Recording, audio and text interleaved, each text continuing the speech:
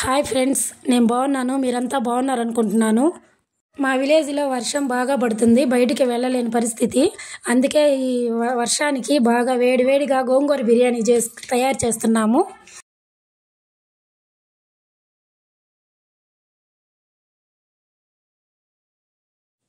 ఈరోజు మీకు నా చిన్నప్పుడు జరిగిన విషయం చెప్తాను. మా ఫ్రెండ్స్ మధ్య జరిగిన ఒక కామెడీ. మా ఫ్రెండ్స్ అందరమే తమాషాగా కూర్చొని జోకులు వేసుకునేటప్పుడు ఒక ఫ్రెండ్ ఉంది. ఆ అమ్మాయికి ఏంటంటే జోకులు వేయించే కొంది ఆ అమ్మాయికి టెన్షన్ ఎక్కువైపోయి పక్కన వాళ్ళకి తొడపాసం పెట్టింది. ఆ అమ్మాయి మీదే కాదు, ఎవరి మీద కామెడీ జోకులు వేసినా ఆ అమ్మాయికి అదొక అలవాటు అనమాట. ఖర్చు పెరిగే కొంది సంతోషం తొడపాసం పెట్టేస్తూ పక్కన వాళ్ళకి తొడపాసం పెడుతూ ఉంటుంది. అది తట్టుకోలేని ఫ్రెండ్స్ ఒక్కొక్కసారి ఓర్చుకోలేక గట్టిగా అరిచేసినప్పుడు పక్కన వాళ్ళంతా పరిగిచ్చేస్తారు ఏమైపోయిందోనని.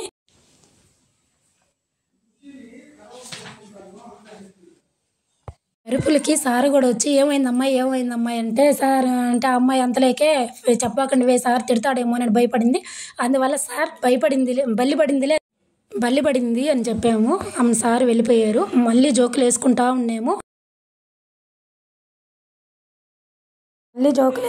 ఉన్నాము. ఆ అమ్మాయికి నవ్వుపిచ్చే కొద్దీ ఆ అమ్మాయికి టెన్షన్ పెరిగిపోయి మళ్ళీ తొడపాసం పెట్టేసేయడంతో పెద్దగా అరవడంతో ఈసారి సార్ పరిగెత్తేసాడు. పక్కన అమ్మాయి అయితే తట్టుకోలేకపోయింది. సార్ వచ్చి ఏమైంది అని నిజం చెప్పమని అడిగాడు. మళ్ళీ ఏమైందో నిజం చెప్పండి మా అని మళ్ళీ అడిగాడు. అప్పుడు చెప్పేసింది ఆ అమ్మాయి తట్టుకోలేక నొప్పికి. సార్ ఇలా ఈ అమ్మాయి నవ్విపించామంటే తొడపాసం పెట్టేస్తాం సార్. అట్లా నవ్వి పక్కన వాళ్ళకి తొడపాసం పెట్టేయడంలో ఎక్కువ పెట్టేసి నొప్పి తట్టుకోలేక చెప్పేసాను సార్ అనింది. అమన సారు అలా ఎలా తొడబెల్లం పెడతారు నవ్విస్తే? నేను ఎక్కడా వినలేదే ఇలాంటి విచిత్రం. సరే మాయ్, మేము సింగపూర్ వెళ్ళాము, అక్కడ జోకులన్నీ చెప్తాను, చూద్దాం రా. ఎలా నువ్వు నవ్విస్తే తొడబెల్లం పెడతావు నేను చూస్తాను రా అని చెప్పి తీసుకెళ్ళి కుర్చీ పక్కన కూర్చోబెట్టుకున్నారు. మేమందరం క్లాస్ రూమ్లో ముందర కూర్చున్నాం. ఆ అమ్మాయి మాత్రం చైర్ పక్కన కూర్చుంది. సార్ ఏమంటే సింగపూర్కి వెళ్ళాము, మా ఆవిడ ఏమంటే సింగపూర్ని చూస్తే సిగ్గేస్తుంది అనింది. అనగానే అందరూ నవ్వడంలో ఆ అమ్మాయి కూడా నవ్వడంలో కుర్చీని ఊపుతా ఉంది. సార్ ఇంకా చెప్తానే ఉన్నాడు. ఆ అమ్మాయి పాపము నవ్వుకి తట్టుకోలేక కుర్చీని కదిలిస్తానే ఉంది.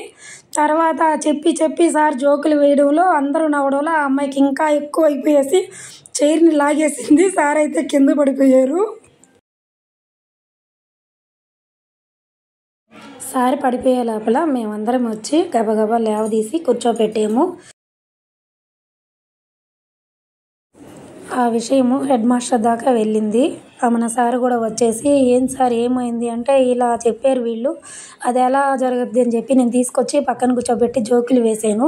నిజమే వీళ్ళు చెప్పినట్టుగానే ఆ అమ్మాయి అలాగే ప్రవర్తించేసి చైర్ లాగేసింది సార్, నేను కింద పడిపోయాను అని చెప్పారు హెడ్ మాస్టర్కి. అవునా అలా జరుగుతుందా నిజమేనా అని అన్నాడు సారు. వాళ్ళ పేరెంట్స్ని పిలిపించి ఏంటమ్మా ఇలా జరుగుతుందంట, ఇన్ని రోజుల నుంచి ఏంది అది చూపించుకొని ట్రీట్మెంట్ చేయించుకోవచ్చు కదా అని అన్నారు. సార్ తమాషాగా తీసుకున్నాం మేము కూడా, అంటే నవ్వుతున్నప్పుడే గిచ్చొద్దు కదా, మామూలుగా ఏం చేయదు కదా అని అలా తీసుకున్నాము. సరే సార్ డాక్టర్ దగ్గరికి వెళ్ళి అడుగుతాము అని చెప్పారు. మన ట్రీట్మెంట్ అమ్మాయికి వేరే ద్వారా తెలిసిన దగ్గర ట్రీట్మెంట్ చేయించారు. ఇప్పుడు ఆ అమ్మాయి మనం ఎన్ని జోకులు వేసినా సరే నవ్వొద్దే తప్ప నవ్విస్తుందే తప్ప తొడపాసం పెట్టేదన్న మాటే లేదు.